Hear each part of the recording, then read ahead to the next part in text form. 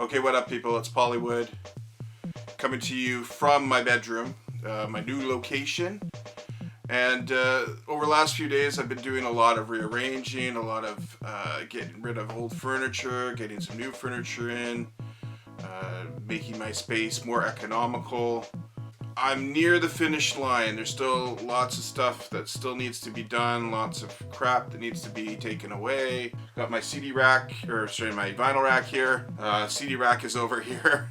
And so everything's starting to come back to normal. And so I figured I'd do a new update. Now, I was going to talk about live concerts, but this time around, I was going to talk about one of my favorite groups, the Beastie Boys. And the reason I'm talking about them now and doing this episode now is that I just watched the Beastie Boys Story. It just came out just a couple weeks ago. I'm a big Beastie Boys fan. I've been a big Beastie Boys fan since the early 90s. I think Check Your Head is kind of when I started getting into them. I mentioned in the live concerts, part 1, arena shows, that seeing Beastie Boys in Tribe Called Quest, Pacific Coliseum, was one of my top concert highlights. I'm so glad I got to see them on that tour. It's probably their biggest tour ever. And I don't know, I have a thing for bands that start with B-E-A. You know, there's the Beastie Boys, the Beatles, the Beach Boys.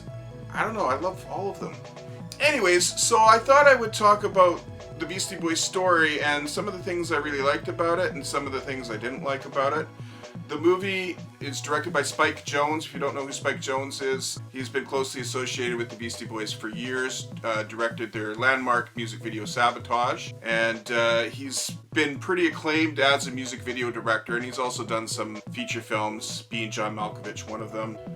For the Beastie Boys Story, it's not a typical documentary film. I should say it is a documentary film, but it's not your typical documentary film. The story behind it is that they released a book, an archival book, and I'm just going to grab the book here.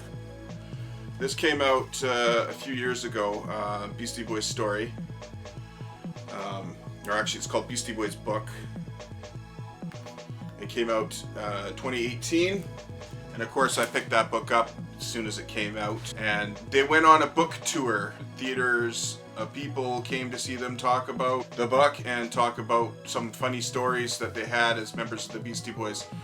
Now, if you don't know, the Beastie Boys formed in the early 80s as a punk group, gravitated over to hip-hop kind of by the mid-80s, had a big album, License to Ill, 86, went away for a while, came back with Paul's Boutique. It's regarded as one of the greatest hip-hop albums of all time, but it did flop at the time. In retrospect, it's become very acclaimed, and they kind of built themselves as kind of this hybrid, alternative rock, hip-hop hybrid in the mid-90s. And so, to me, the Beastie Boys were the purveyors of cool. They lasted till 2012 when Adam Yauch, one of the founding members, probably the leader of the group, also known as MCA, passed away tragically from cancer. And so when they do the Beastie Boys book, it was the 2 surviving members that wrote and compiled the book. And doing the book tour, it's them doing the book tour as well. And so this documentary is basically Spike Jonze filming a lot of that performance. It makes for a very interesting documentary. It's part TED Talk, part retrospective, part kind of funny, because they'll stray from the narrative sometimes to just interject funny stories. Like there's a story about them renting this big rich mansion in Los Angeles and basically trying on this lady's just outrageous 70s clothes, and there's all these pictures of them doing goofy stuff and playing dress up, and just so funny little stories like that where they interject into the narrative that don't really necessarily have anything to do with the overall plot, but it's just kind of funny things that they do. So one of the things I really liked about it, I'm just going to go into the things I liked about it, and I wrote them down just because I wanted to try to remember them all. So the first thing is, of course, the Beastie Boys. It's them. They're on stage. It's a first-person account. They lived it.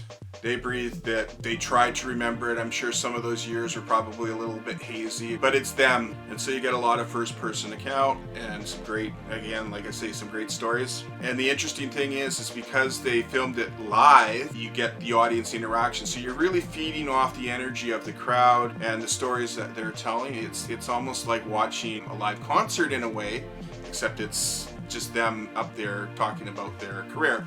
And again, the Beastie Boys, if you know anything about the Beastie Boys, they are incredibly funny. They don't ever take anything too seriously. I think, you know, they're very serious about their craft, but they love to have fun with it. They were always looking for new ideas, new inventions, and sometimes they just come up with these crazy ideas because, hey, why the heck not? Let's do something like, let's record a country album just for the hell of it, right? And so they interject that into the story and into the documentary. Just, again, the jokes, the funny things, some of the things in the performance where you're looking, you know, where things are maybe supposed to happen, there might be some technical glitches and stuff like that, and the way they kind of play off that, you know, with their reactions and the audience interactions is really cool. So those are the things I like. Some of the things I didn't like. I don't want to be too critical of something that is so near and dear to my heart, the Beastie Boys, but I think there was things in this movie that could have been done a lot better. The first thing was Adam Yauch, who I said before had passed away in 2012, obviously was not there. There's no way they're going to bring him back, but there are ways that you can incorporate him more. The Beastie Boys were never shy on promotion. They were never shy on giving interviews, and I'm sure there's a lot of interview clips of Adam Yauch out there that they could have used for this documentary, but they didn't, and I don't know why that is, but there's a few little things in there, but I think there could have been a lot more, and I think they could have done that by just compiling a lot of Adam Yauch in there, particularly for somebody who was, by all accounts, and especially to the other two members, the driving force behind that band, and you want to hear his stories as well as the other two. So I think that would have been nice. And speaking on more Adam Yauch, I think more archival footage in general. At times it seemed like a bit more of a lecture, even though it was wildly entertaining and interesting to me because I'm a fan of the Beastie Boys. I think some non-fans might get bogged down in just kind of the talk. So I think flipping it up a little bit more, adding more archival footage in, a little bit more music, a little bit more interview clips, maybe some more talking heads, some outsider perspective on it from some people that were maybe in the Beastie Boys inner circle but weren't the Beastie Boys, telling some funny stories. It's all coming from Mike D and Adam Horowitz. So like I say, more outsider perspective, I think, on that. The third thing, I think there was a good chunk of music in it. As somebody who just absolutely loves the Beastie Boys and their music, more music, I think the more you can flip it up and just the whole perspective of the musical scope that they did. It's just, sometimes they would have music and they'd be talking over it, you know, let the music breathe a little bit, let the music speak for itself. I think sometimes they're busy too much telling the stories to let us fully appreciate just how, in my opinion, in the opinions of a lot of people in the hip-hop community, just how important a band they were. And not even only in the hip-hop community, but in pop culture in the mid-90s. They were a very, very thriving, pivotal band. Like I said before, the Beastie Boys were purveyors of cool, I think. Just in how they did things, their DIY aesthetic. No band could really pull off a hip-hop track, then go into a punk song, and then flip back to some psyched-out funk jam like the Beastie Boys could. Their albums, Check Your Head and Ill Communication in the mid-90s, were just like that. They would throw in whatever they could into the mix, and somehow it just came out uniquely them, and it came out so just cohesive. That's the thing I would like to see more of, is just how inventive they were, and just playing all this different music from all the eras, but especially that mid-90s period there. And the last thing is, I mean, it's a 2-hour movie and there's only so much stuff you can cram in. You know, they covered the important bases. I think most people will consider pretty much the first decade to 13 years from License to Ill to Hello Nasty pretty much the peak of their career existence there. I think all of those albums in their own way are classics, but they made 2 other albums that don't remember them getting a mention in the documentary. Really, there was no music from those albums, and it's kind of like they wrap up with Hello Nasty and then they go straight to kind of when Adam Yauch gets sick and dies, to kind of wrap it up there. And if they could have at least, 10 minutes of kind of riffing on To the Five Boroughs and the Hot Sauce Committee, I think both of those albums are maybe not as good as earlier material, but I still think it's solid, worthy material that is worthy of mentioning.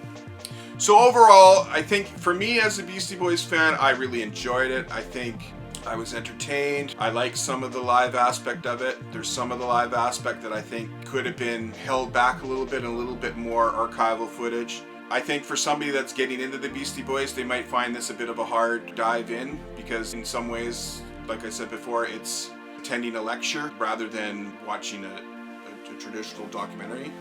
It's a TED Talk. That's what it is. It's really a 2-hour TED Talk. So, I don't know. I think it's pretty good. I would say probably a 3 out of 5. It's good. It's not amazing. It's not terrible. It's good. And I think if you're a Beastie Boys fan, you'll really enjoy it. If you're thinking about watching this, go check it out. It's on Apple Music. And for everybody else, I'm going to sign off. Leave it there. Take care. I hope everybody's staying safe. Stay cool. Go listen to some Beastie Boys. Check them out. If you've never actually listened to the Beastie Boys before, check out the Beastie Boys. They're really good. Particularly check Check Your Head, Out Communication, Pulse Boutique.